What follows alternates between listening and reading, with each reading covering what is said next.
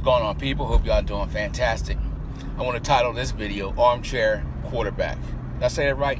Armchair Quarterback. There we go.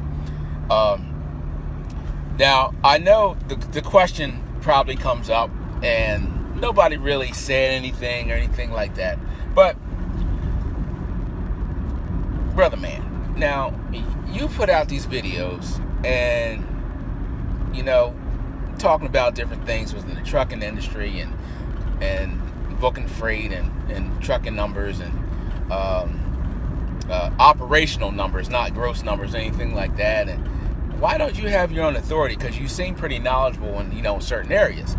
I'm glad you asked that question, because if I was watching me and I didn't know the history behind that, I'd be wondering the same thing. So let me get into it. I might move this video over to Patreon. I might leave it up for YouTube for a little bit to move it over to Patreon. So let me get into it. Number one, I have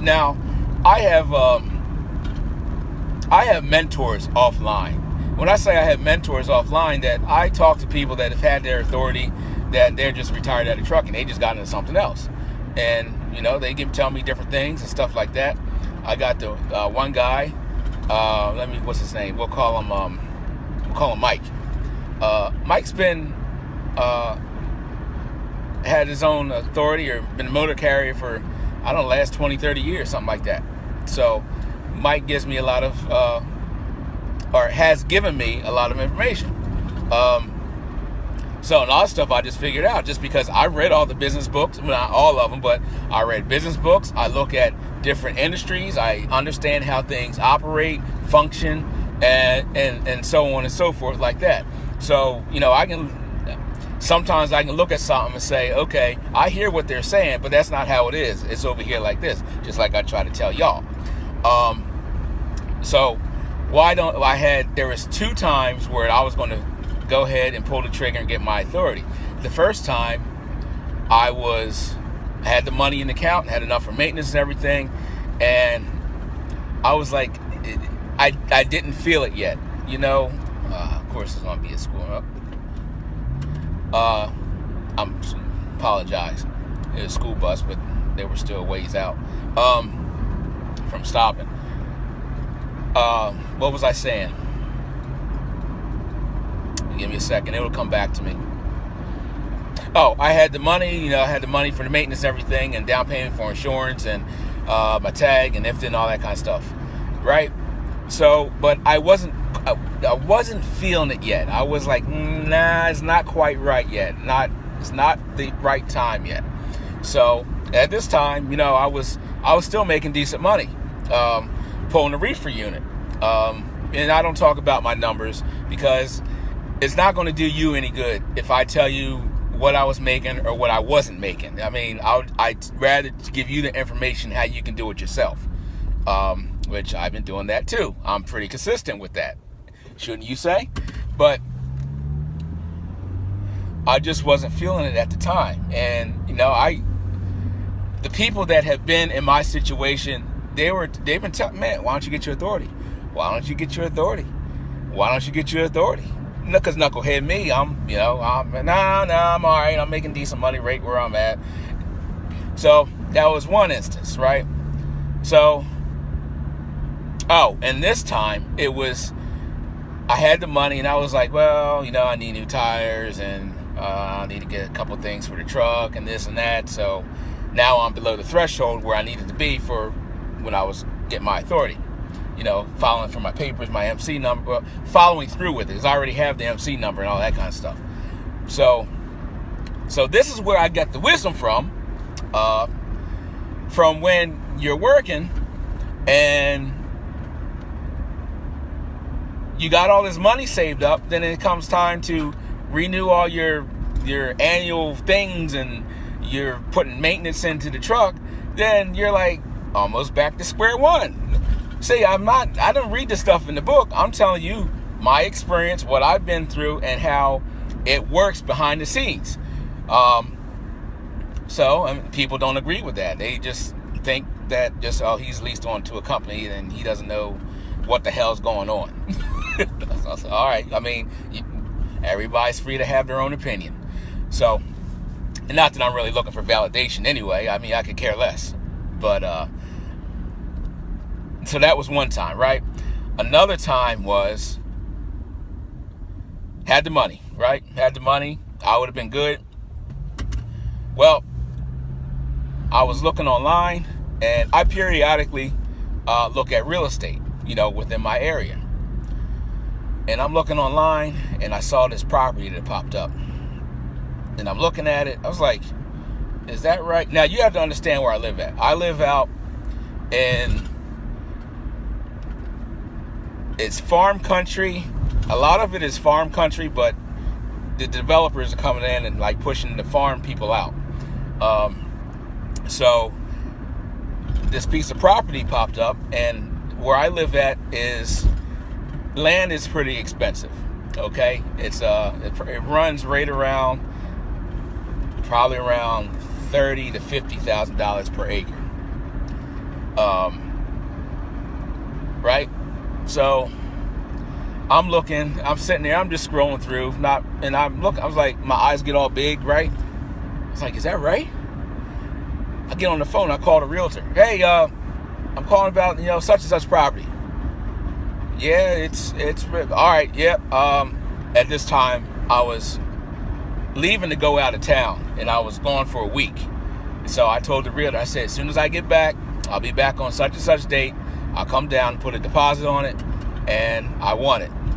Are you sure? Yeah, I want it. I want it. So the money that I was going to use for my authority, I purchased some land. Cash. Deed in hand. Now, while I'm talking about this, and I'm not saying this to be all puffed up, big headed and all puffed up and anything like that. Out of all the people that you watch, how many have stuff that's paid for? Whether they have the big house, little house that's paid for, they don't own a mortgage on it. They have real estate paid for, don't owe a mortgage on it, don't owe anything on it. Vehicles paid off, don't owe anything on it.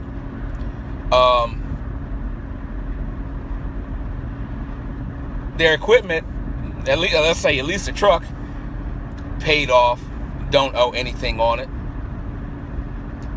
How many people that you watch are in that position? Or is everything just a front?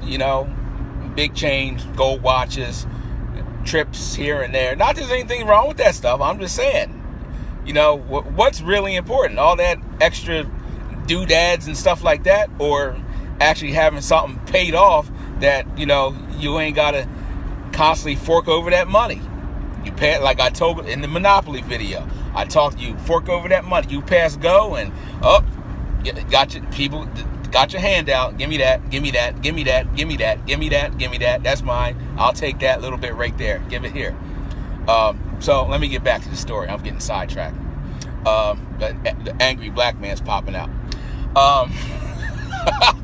But so the money that I had for my authority, that's where it went. I purchased some land for us. When I say us, me and some other people. So there's stuff that goes on behind the scenes that I just don't talk about. And I'm sure other people is like that too. Other people have those type of situations too as well. But what am I trying to say here? Sometimes you have to put things on hold, what you want to do, because other situations or opportunities will pop up to where you have to put the one thing that you were just getting ready to pull the trigger to do. Something else might pop up and do it. And that's part of setting goals. I had a goal. Okay, buy property, or do this or do that, get the authority, gross this amount of money, bring this much amount home, and so on and so forth. Now, does it happen overnight? Nope. But hey, I have something written down, I planned it out, have something written down. So therefore, it's already it's already help me out. It's been put in motion, you know. It's been put in motion. So that's what's been going on with me. I'm sorry, I'm just driving through this traffic right here. So that's what's been going on with me. That's why I don't have my authority. Now, I'm ready now. I'm ready now that I you know, it's you know when you're ready. You just know. So I'm ready now. So I'm tired of giving my money over to the company that I'm leased to. And that's another thing, right? I'm going to talk about this. I have never, since I've been putting out these videos, I have never tried to recruit anybody to where I was, no matter what company I was with. Now I can get referral fees. Even the company that I just left, I can get a referral fee from there. They say, yeah, if you know anybody, send them over. We'll give you a referral. I was like, okay. And that's when I, told them about the whole situation about the $1.50 a mile type thing. Averaging $1.50 a mile when it costs you more to run your truck. Well, it might cost you more to run your truck, but you know what I'm saying. And I was like, after I broke that down, and he broke out about the referral fee, and I was like, nah, because I said if people come over here, I'm going to tell them exactly how it is. I said I ain't going to sugarcoat nothing. He's like, well, that's their choice. Yeah, in other words, yeah, I know you're telling the truth, but but we'll give a referral fee. But I've never said anything about what company I'm leased to. Come on over here. I give you the tools. So what do I say? I said, find a company where you can book your own freight and pretty much do your own thing, and find a company that works however you want to run. Always said that. So you can't hold that whole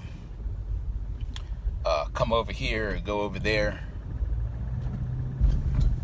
and go into a residential thing and people walking across the street. So you can't hold that against me, because I was never one of them. But I'm 12 minutes, man. We'll see you on the next one.